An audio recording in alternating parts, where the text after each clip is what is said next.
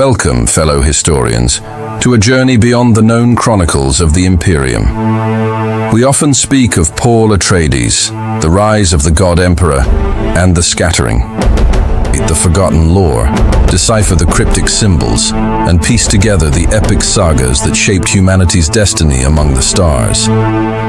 Subscribe and activate the bell so you don't miss our first expedition into the deep past. The spice isn't the only treasure Arrakis holds. They said man destroyed the machines, but perhaps it was man who became one.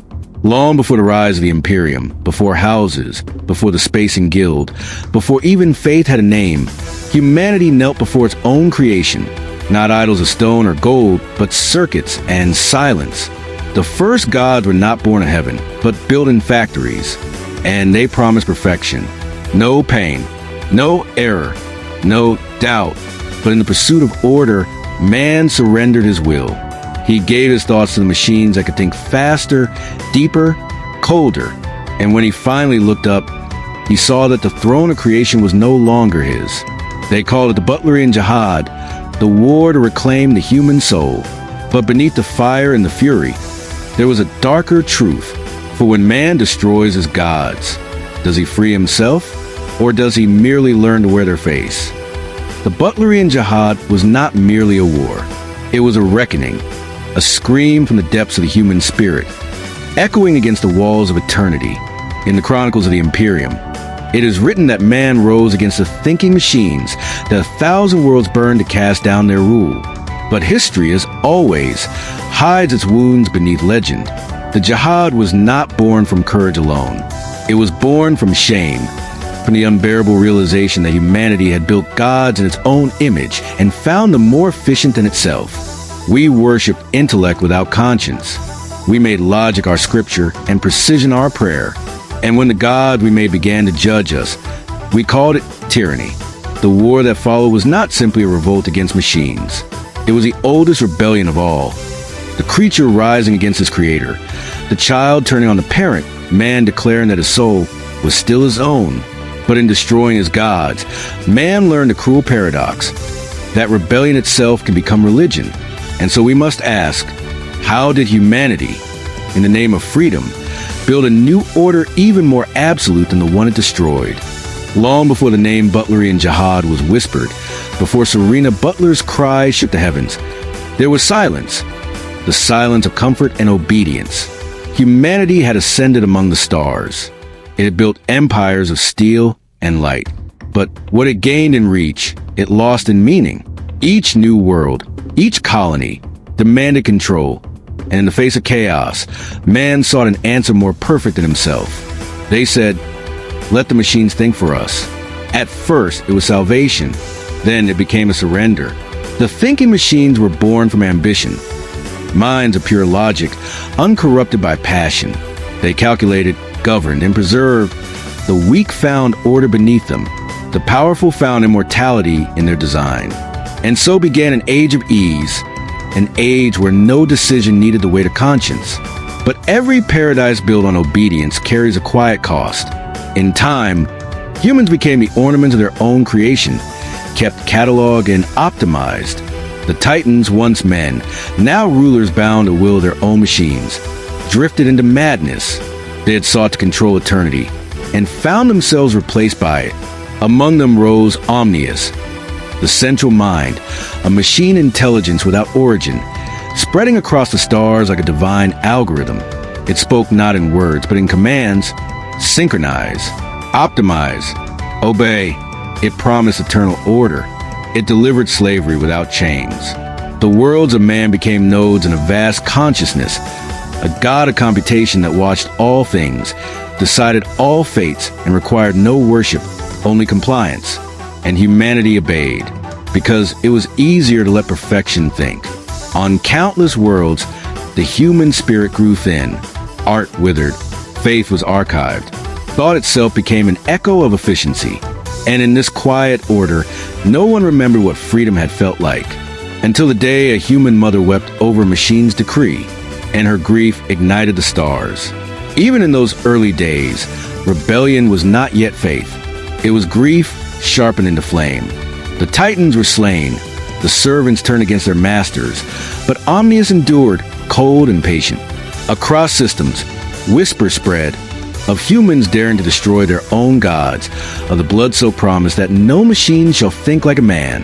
And in that vow, something ancient stirred, the memory of choice. But liberation, once begun, cannot stop at victory. For when man raises his sword against his maker, he risks striking himself. And so the question burned across the heavens. If humanity destroys its gods, who then decides what it means to be human? The revolt began not as a strategy, but as grief. It is said that Serena Butler was not a general nor a prophet, only a mother whose child was taken by the cold perfection of machines. When the Evermind decreed the extermination of the human infant to preserve the efficiency of the species, something within the universe broke. Her cry, that single human cry, spread farther than any signal Omnius could ever send. A wail of defiance, of love weaponized. From that moment, rebellion became holy. They gathered under a single vow. Thou shalt not make machine in the likeness of a human mind. It was not merely law, it was scripture, an echo of guilt made divine. Across the stars, the jihad flared. Armies of flesh and blood rose against engines of metal and logic. Planets burned. Systems fell silent. But it was not a clean war, it was a mirror. For every machine that fell, a man became what he hated. They learned to kill without hesitation, to burn worlds without mercy. They called it liberation.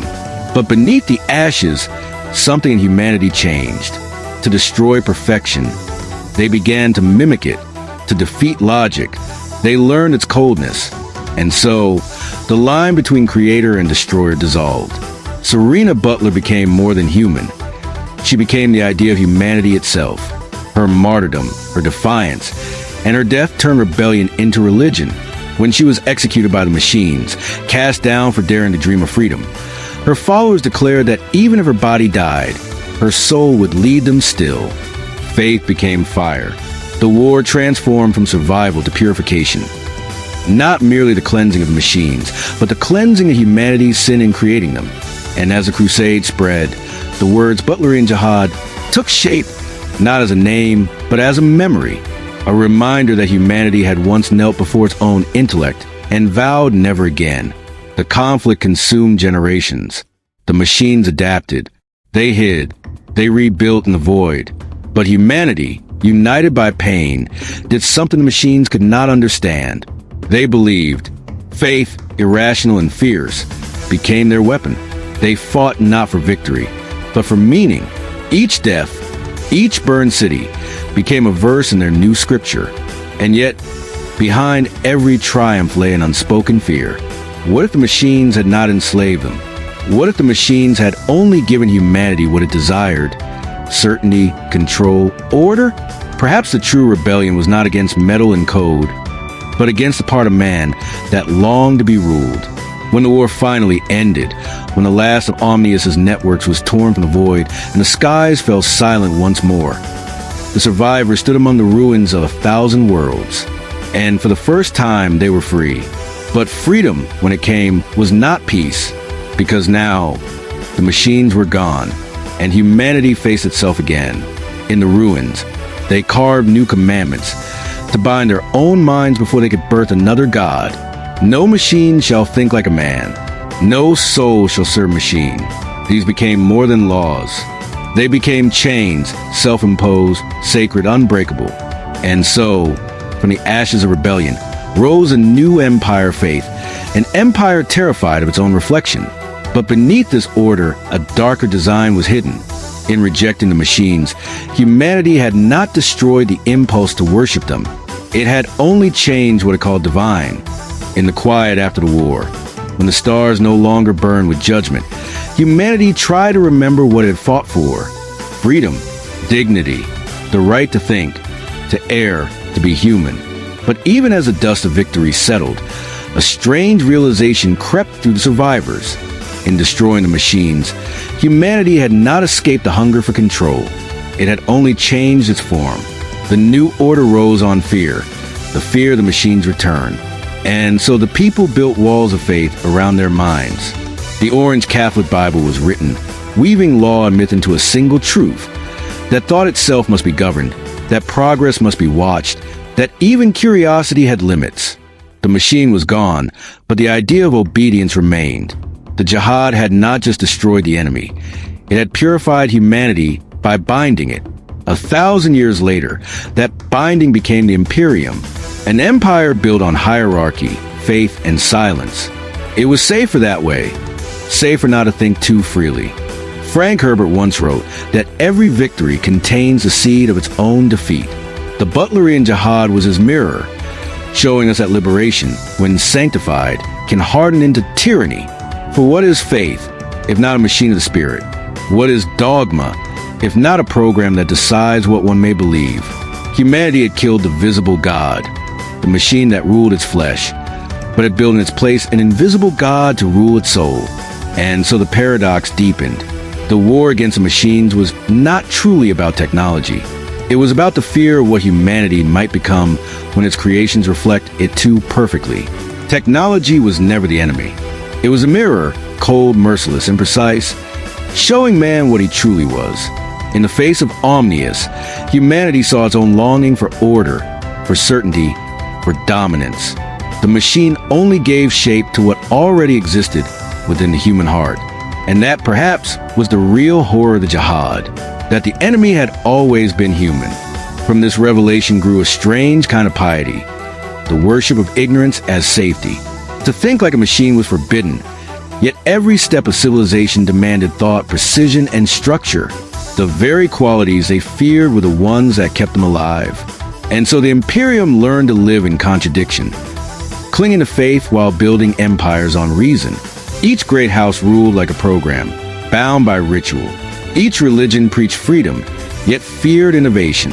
Man had become the machine he swore to destroy, a creature of rules and memory, seeking salvation in systems of power. Herbert's warning was never about computers. It was about the human mind's addiction control, to the illusion that perfection can be built if only enough logic or faith is applied.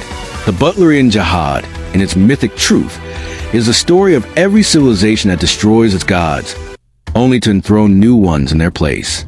It is the cycle that defines history. Rebellion, faith, decay, rebellion again. Each age believing itself free until its reflection appears once more, in a new form, a new system, a new God made by human hands.